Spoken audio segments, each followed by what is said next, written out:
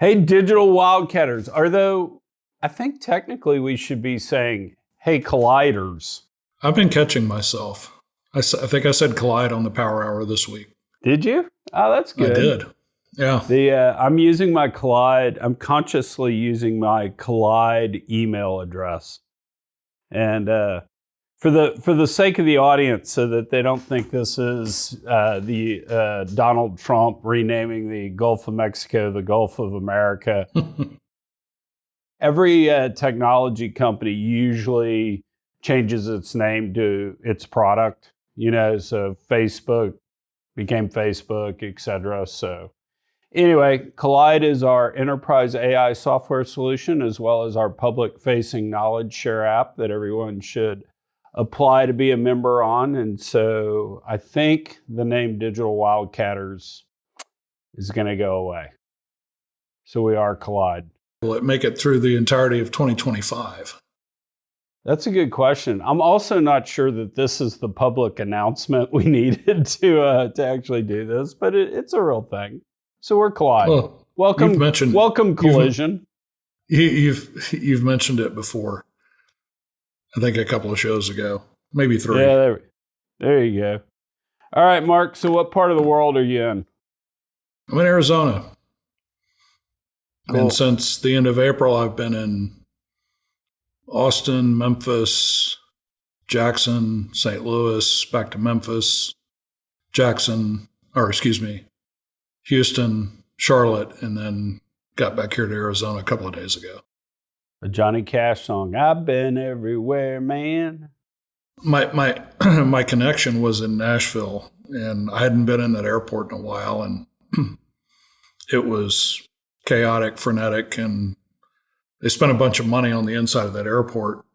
In C Concourse, where there used to be one little crappy cantina and a newsstand, there's now every Broadway branded outlet. So it was also the day before the start of CMA Fest, so that explains a lot too.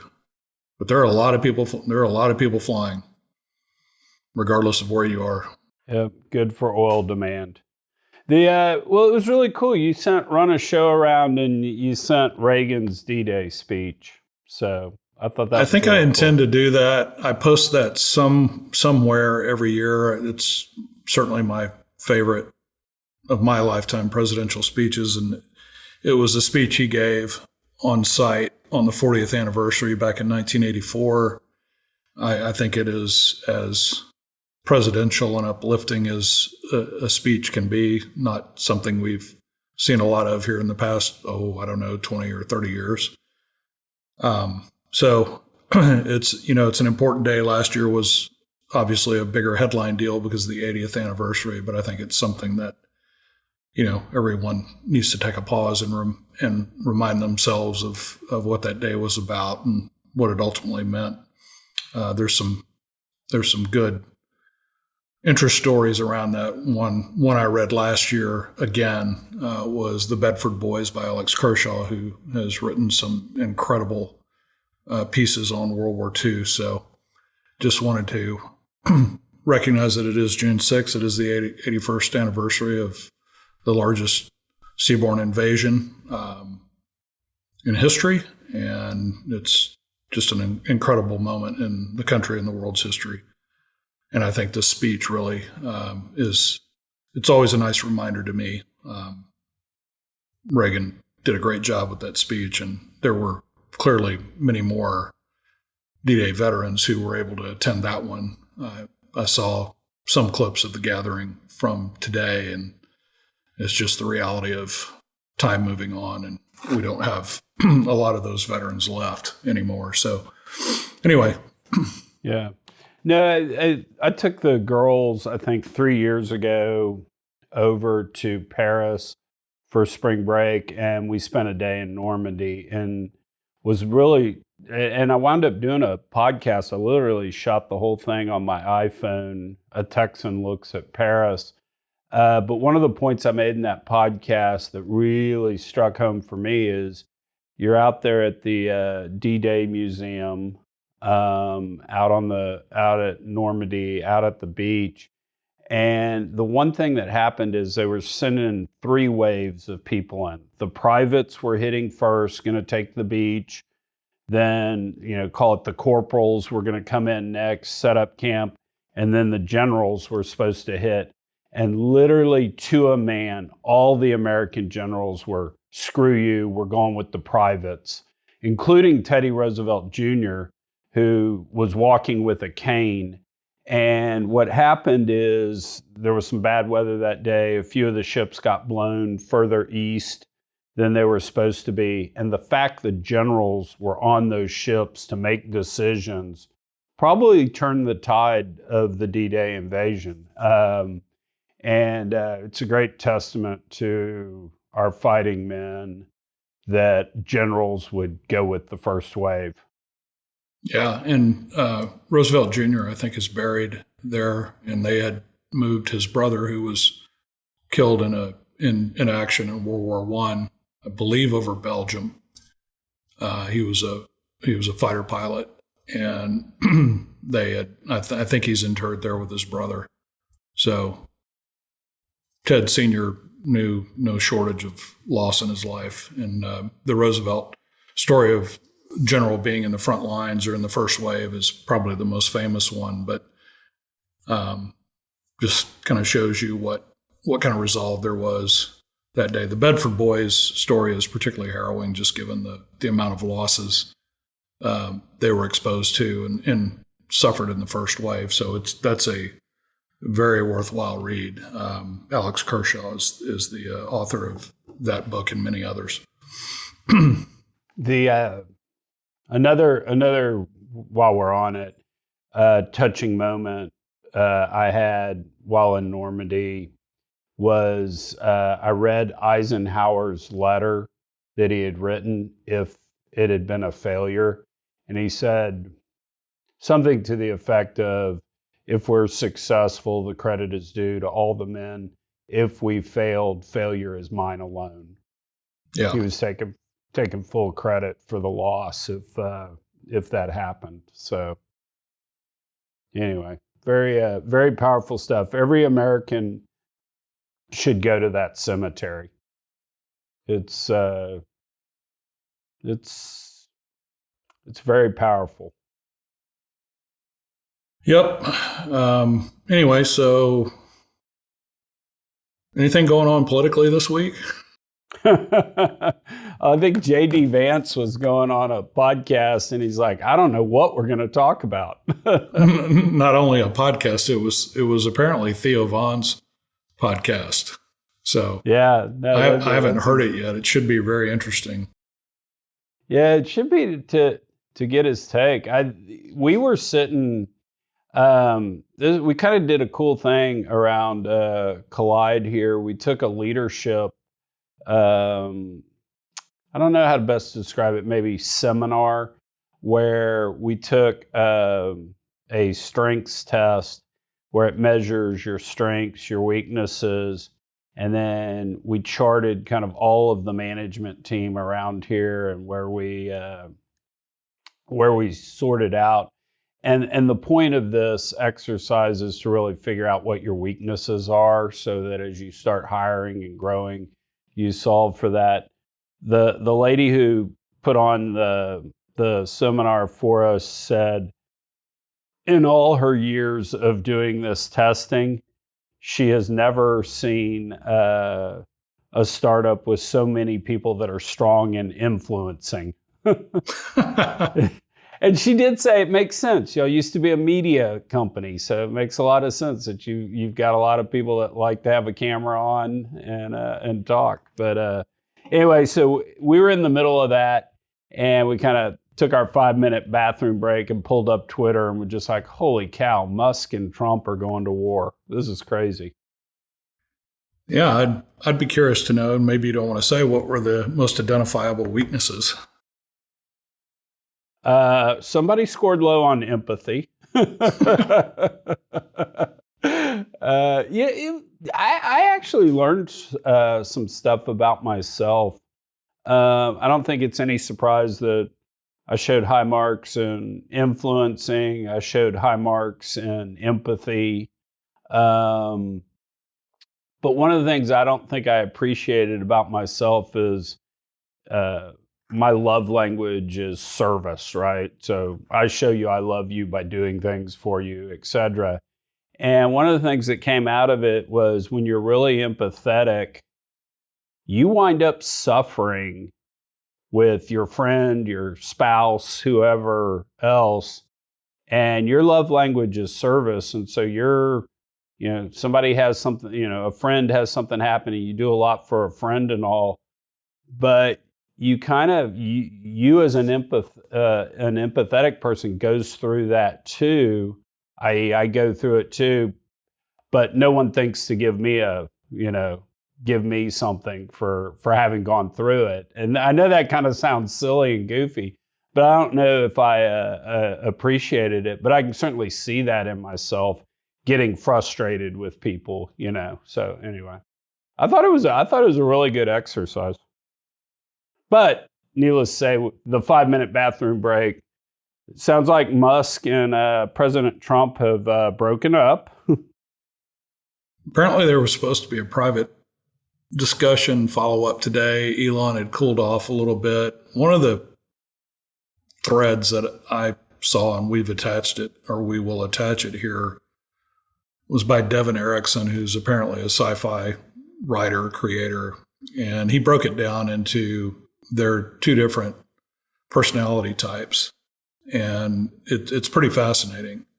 It's the first time, and it's mentioned many times in the thread, and he kept describing Elon as a spurg, which is short for his alleged Asperger's.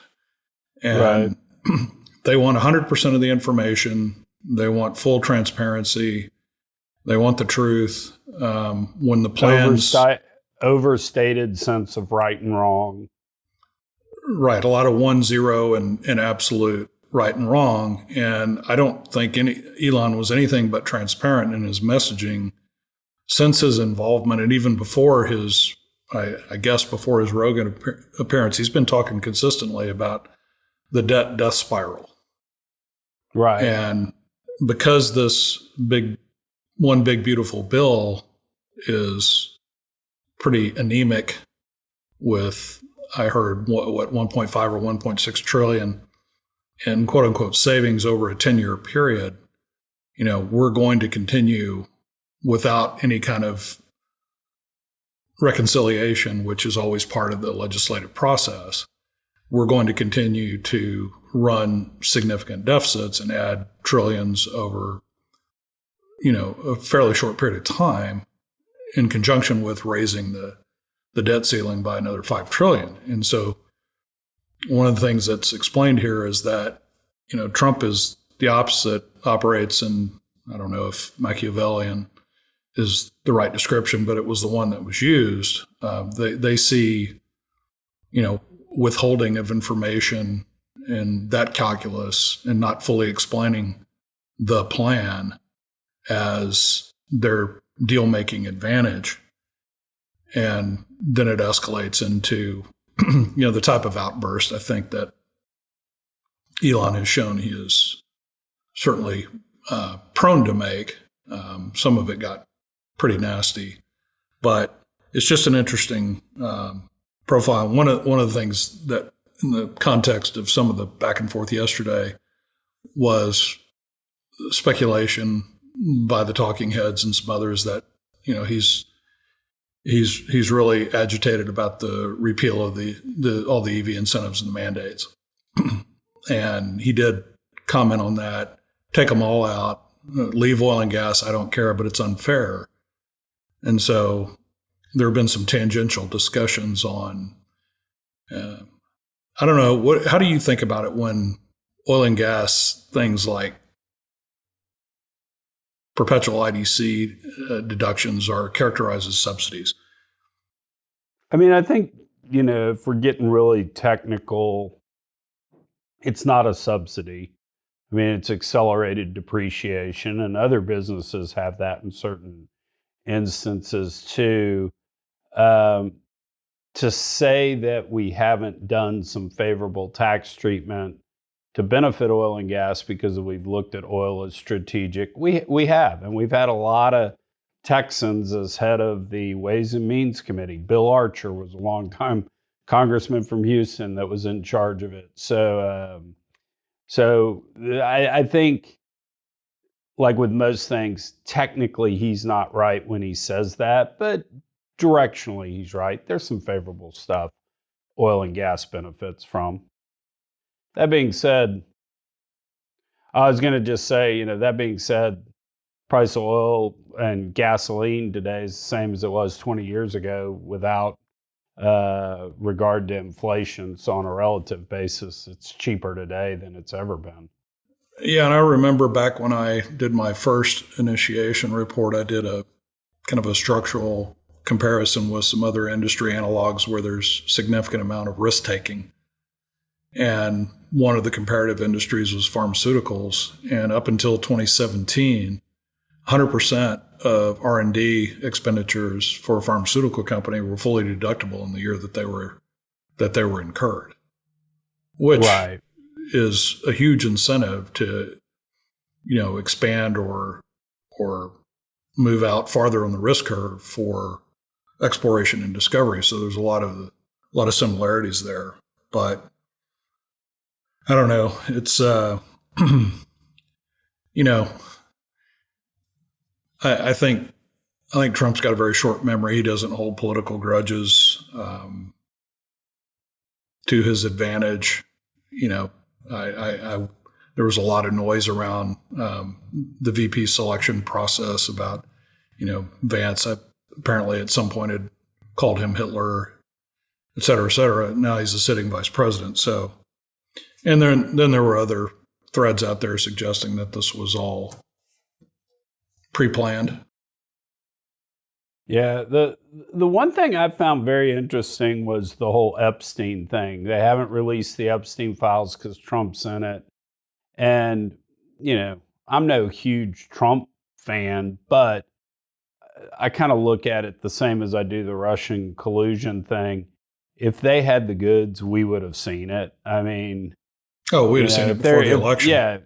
Yeah, totally. I mean, the Biden FBI, the Obama FBI totally would have released those videotapes way earlier.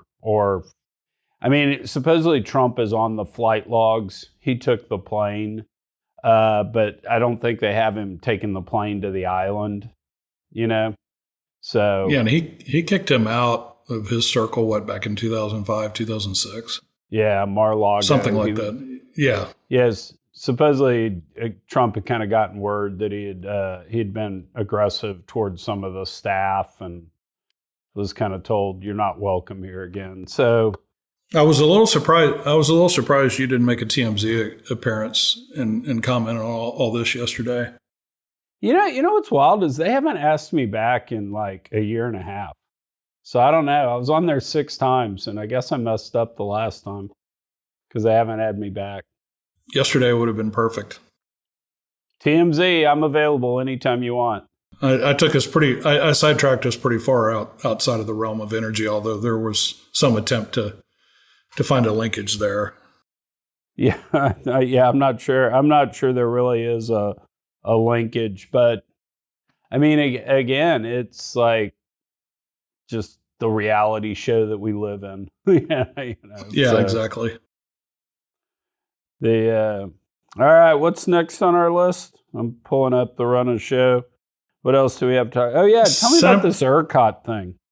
Senate Bill 6, which is, according to this analysis that I pulled up on LinkedIn that we'll attach, is imminent to pass.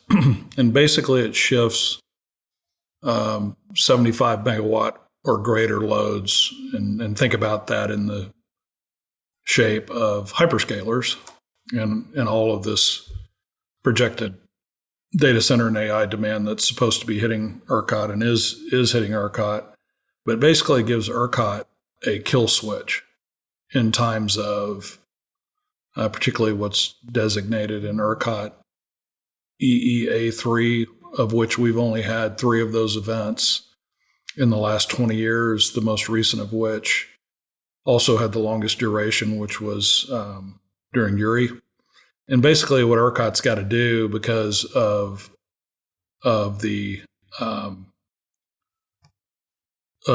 spike in demand in one of those events where the reserve margin threatens to go below what's required for operation of the grid in an emergency, they have to rotate blackouts around the grid. And so there are transmission upgrade issues related to that.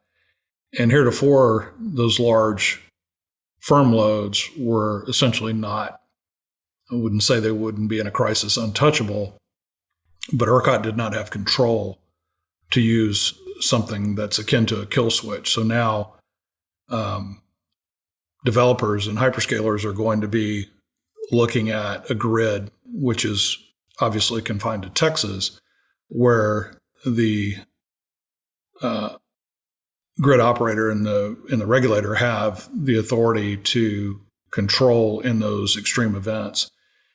And so it shifts some of the reliability burden onto the developers and the operators on the data center side, and the other large loads that were previously firm, or at least prior to this, assuming it gets passed and enacted.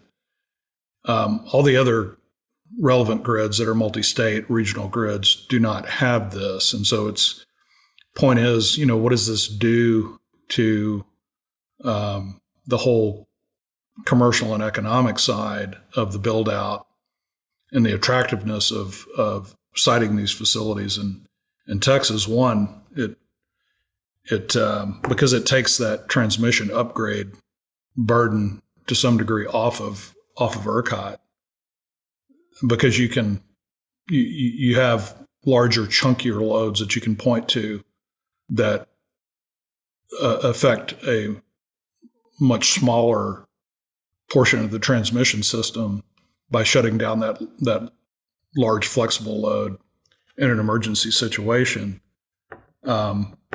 But it shortens the permitting. There's various steps of permitting and various phases of permitting that are outlined in a table in the piece. It's potentially going to shorten those things, and it's also going to certainly motivate developers to look at power islands in the form of backup generation. And how much do you design for? What are you willing to accept based upon the criticality of your operation from a data center perspective? What can you tolerate?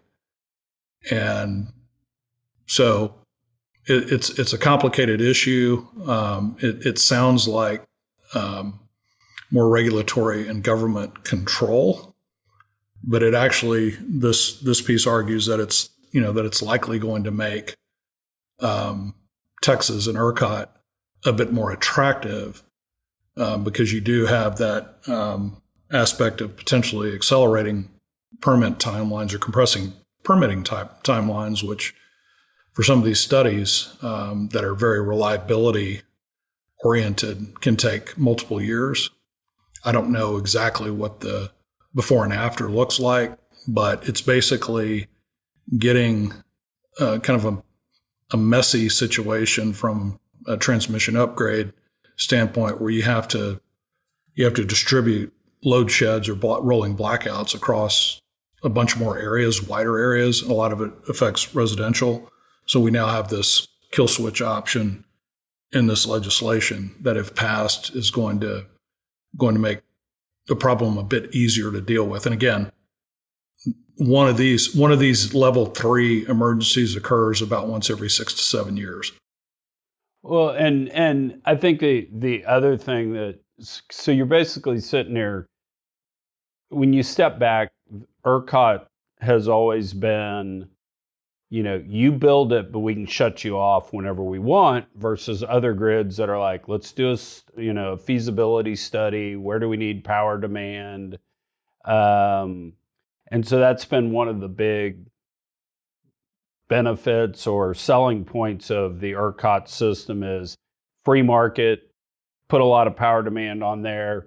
The way we handle the overload is we can just shut you off whenever we want. folks got around that by, in effect, saying, okay, but we just want a firm contract. Now, in effect, ERCOT's pushing back and say, you can have your firm power, you just have to pay for it. And that means backup diesel gen sets, and batteries, or however they do reliability storage when things get cut off these days. You're just going to have to pay for it yourself if you want the reliability. And as long as you have the land and the gas supply in the case of gas-fired backup or diesel storage, then I think, based on just anecdotally what we've seen and using the most high-profile anecdote, which is the Grok or XAI facility in Memphis, they're not waiting on the grid to power that thing, so they moved in 35 gas turbines. And right. So if a hyperscaler has to add that surety of backup, but they can get to their kind of ambient power load connection to the grid faster, that's really what's at play here. Is I need, every one of these guys needs power yesterday, but if you're going to give me a quicker time in the queue, I think there's 187 or 137 gigawatts of power in ERCOT's permitting queue right now, and only 6 have gotten energization. I've never seen that word before, approval. This is going to help work off some of that backlog, theoretically. The point is that there's, that's a multiple of ERCOT's daily capacity at this point. It's almost 2x the total grid generation capacity right now. But one of the things in thinking about this, and I took it upon myself a couple of weeks ago, I'm about halfway back through it, was to read Meredith Angwin's Shorting the Grid, and what really the crux of the issue is when you have these multi-state RTOs and ISOs, is that you have this constant fight over very costly transmission upgrades, which are absolutely necessary, particularly in emergency situations. And, under FERC 1000, these multi-state jurisdictions pay for their transmission cost burden is based upon their own state's consumption or usage. Well, there was a case in Shorting the Grid where, Massachusetts can decide that it wants more green power and wants to build more transition, or they want more hydro imported down from Canada. Well, that transmission line has got to cross New Hampshire and Vermont that are subject to the whims of Massachusetts state policy decisions. And under FERC 1000, if that transmission line gets built, then they're obligated to pay those proportionate share of the transmission cost, regardless of whether that transmission benefits them or not on an individual state basis. And so I think it's a worthwhile thing to read. The book's 4 or 5 years old. I hope she's coming up with a sequel called Shorting ERCOT. But it is really a fine example of translating and using a lot of common sense interpretation of things that are just both horrendously and unnecessarily complex in all facets of grid operation and grid policy.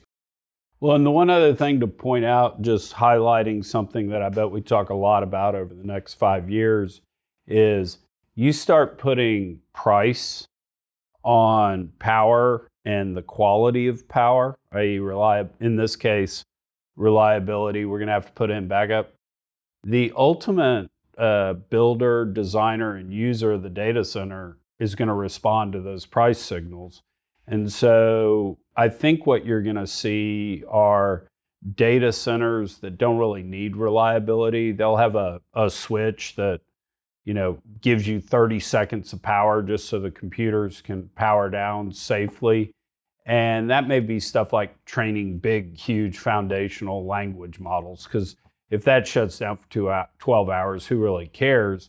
versus data centers for emergency rooms or critical care at hospitals, those type sensitive needs. And so I think we're going to start seeing bifurcations of data rooms based on that kind of costing.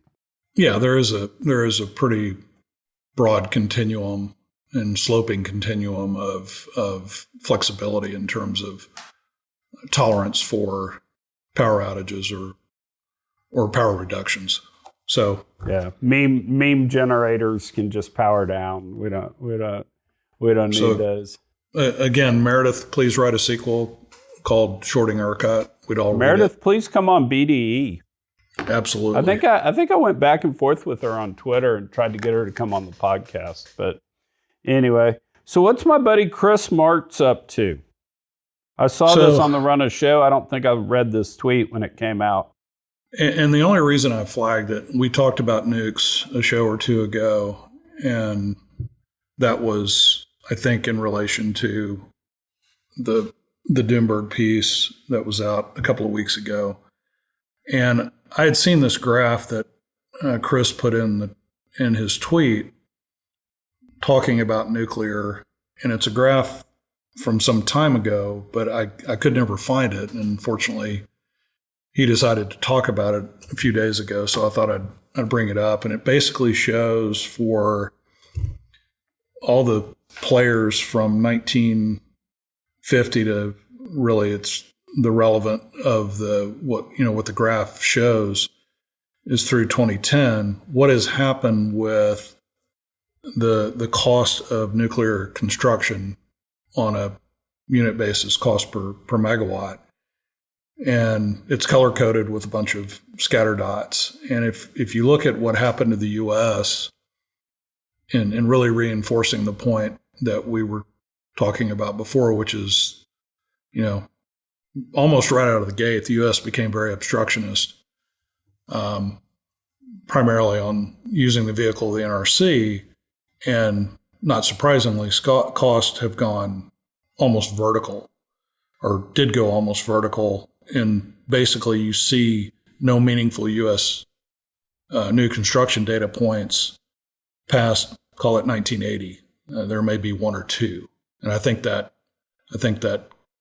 confirms the point that was made in the piece last week, which is we've done nothing meaningful on a greenfield basis for the better part of 45 years in terms of grid-scale nuclear. While France is often noted as a best-in-class example, India is another one where their cost line has been surprisingly flat toward the lowest end of the curve, so it can be done. And when I think about France, they've been able to do it in a much more or a much less free market and much more, I think we could argue, regulated collection of societies and governmental philosophies. Sensitive, if you will. Yeah. Sensitive, exactly. And so from a practical standpoint, it can be done. And it was just something that I'm glad that Chris noted. He's been showing up post his graduation talking about a number of things. I think he was on Newsmax the other night. Yeah, he's great. I think he's coming to Houston in January for something, and so hopefully we'll get him into the studio. One thing I will say that we've kind of talked a lot about on BDE is, look, Trump's going to want his low oil prices, but go ask for stuff because he's willing to do anything else. And I think this would be a great ask from the energy business is put together,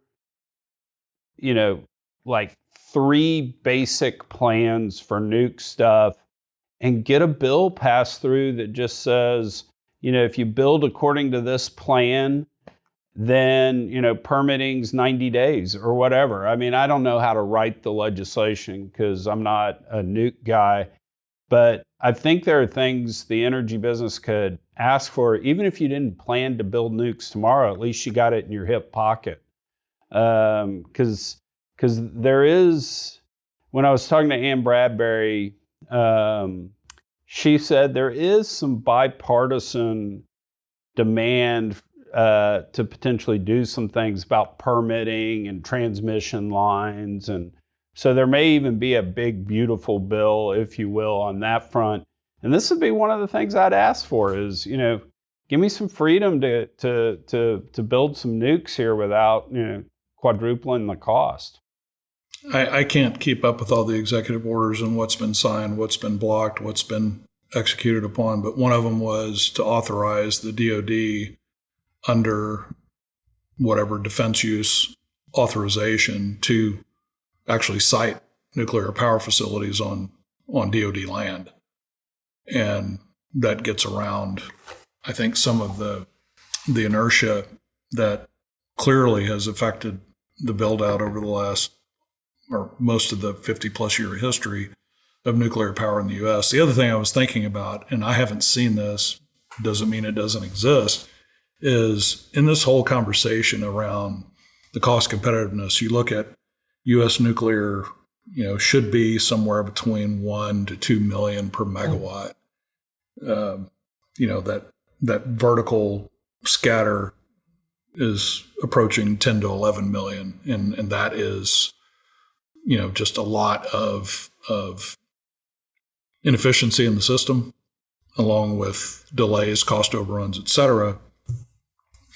But I have yet to see an easy to understand normalized comparison for generation sources that are adjusted for their capacity factors. Nuclear runs about 93% plus. Combined cycle gas is 60-ish, maybe low 60s. Simple cycle is in the low 40s. Wind is 30 to 40. Solar is kind of in that same order of magnitude. So something as simple as taking each one of these comparative generation sources and then dividing their cost by their capacity factor. Yeah. I don't know if that's a reasonable way to look at it, but if it's not on or it's not capable of being on, isn't the cost higher because you've got to have some form of ultimately more costly backup? And in the case of Texas, that backup has always been simple cycle or peaker gas, which is certainly much less thermally efficient than or energy conversion efficient than combined cycle, for example. But Nuke with a 93% uptime at 1 million to 2 million a megawatt, and maybe a little bit higher than that, but it seems like the undistorted cost, as evidenced by France and India, ought to be somewhere in that 2 million a megawatt range. But I'd like to see kind of the replacement cost analysis adjusted for the reality of capacity factors.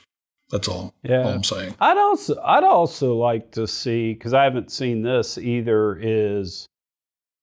and they'd probably have to dummy it down for me, and it probably wouldn't even help given how much dummying down they'd have to do. But I'd just love to see, back when we built one of these things in the 60s or the 70s, here's kind of what we had to go through.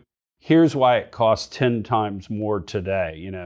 Price of these raw materials, the design and the backup, whatever we have to do for protection, costs this. I'd love to see some of that, because it's, we always hear it, and you see kind of proof in the pudding. Like when you look at housing in California versus Texas, you get dollar per square foot, and everybody's buying the same wood, that sort of stuff. So you can at least back into kind of what permitting and regulatory environment does. But I'd like to see it kind of in black and white and be able to get my head around it.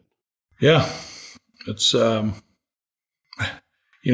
only got 3.5 years left, and who knows what happens in November of 26. But, we know the nuclear timeline is measured in multiple years, if not decades, in a perfect condition. Yeah. And heaven forbid Congress actually have to spend some time in D.C. and work on legislation and actually get it passed. Yeah, and that's So, back to our second topic, which was this whole dust up of Elon's very focused on the existential threat of the death spiral. Trump's got a political reality that he's got to deal with. I think one of the things in that thread that was compelling was, Doge basically gave him a political asset to go get some of his other wins.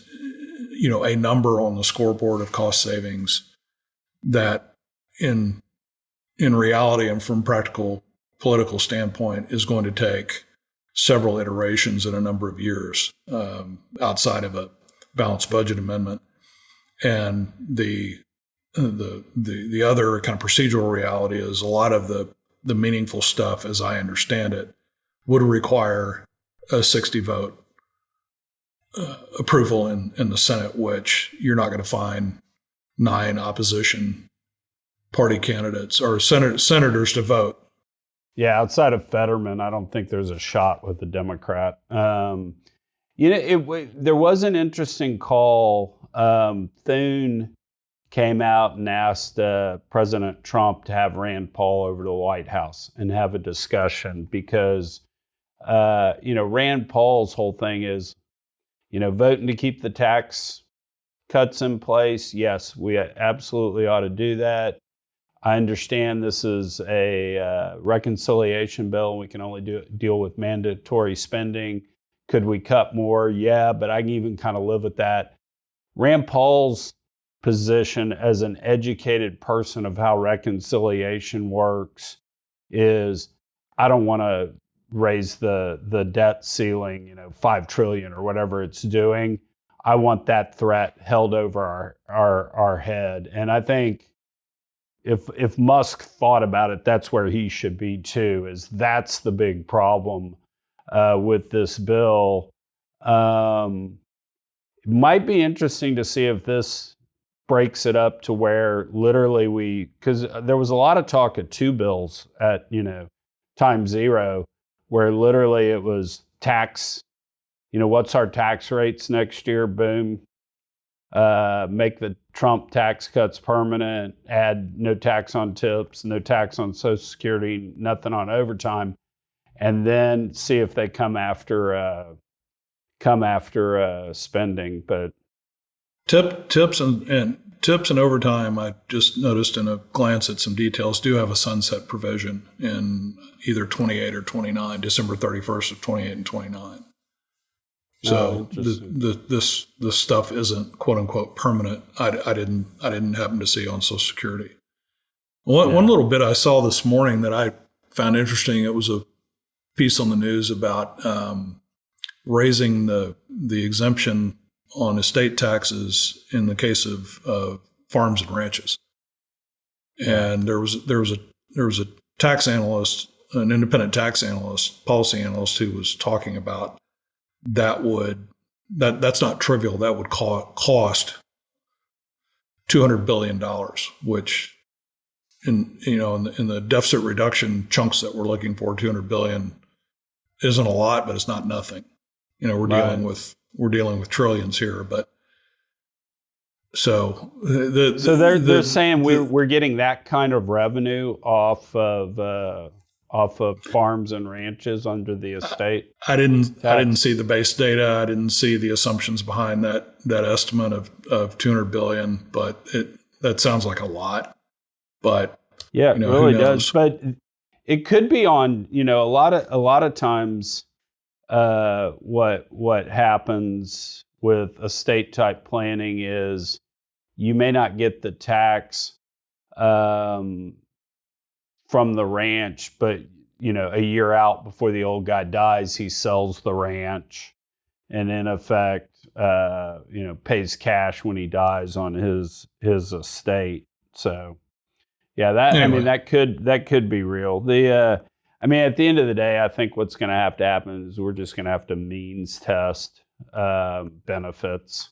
We're going to have to means test Social Security, Medicare, and Medicaid, in effect. And you're going to have to pitch it as taxing the rich to get the Democrats to do it too if Trump's on the side of it. I think the way that I characterize all that went down over the last 24 hours as, where Elon's outburst and ire should be targeted is Congress. Congress has done zero in the realm of responsible things, because you have a 2-year election cycle in the House.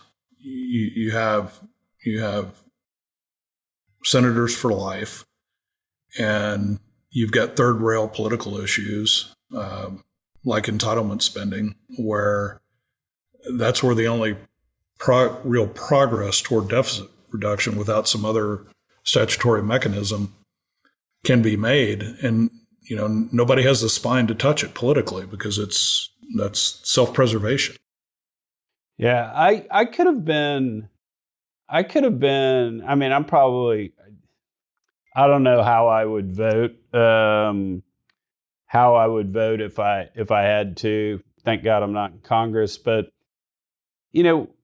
last year this fiscal year we're going to spend $7 trillion. The big beautiful bill says next year we're going to spend $7.3 trillion. Had we somehow gotten that $7.3 trillion to $6.5 trillion, we're going to cut $500 billion out of spending. You feel like you could kind of squeeze your nose and stomach your way through that of, okay, we didn't get there all at once, but we're at least heading in the right direction. I think if we keep the tax bill in place, we'll see some more growth. So instead of $5 trillion of tax revenue, maybe we do 5.3 or something, 5.4. You go, okay, we can eventually get there. But to show spending growth just to me seems tone deaf. Yeah, and what was defense on that? I think it was 120 billion of the growth. Yeah, 125 billion. Yeah, we basically are going from, call it 850 to $1 trillion, something like that. Yeah. Okay. So, anyway. Well, all right. Mark, when are we getting you back in the studio? A couple of weeks. I've got a pretty interesting power hour coming up. We're going to do live in studio, so I'm looking forward to that. And I'm also who's looking coming on. What's it about? I don't think we've said yet. So it is going to be dealing with power. Cool. So hopefully mostly me listening and not talking. But yeah, it's one I'm excited to do. And then I'm also excited by the prospect of stopping by Joseph's. There you go. For my morning coffee. And say hi to Vlad. And hopefully the congressman is there. And hopefully Congressman Nels will be there. All right, Mark, good to see you. Hey, guys, if you like the show, share it with a friend. Leave us comments. Love to hear what you guys are thinking. And we'll talk to you soon.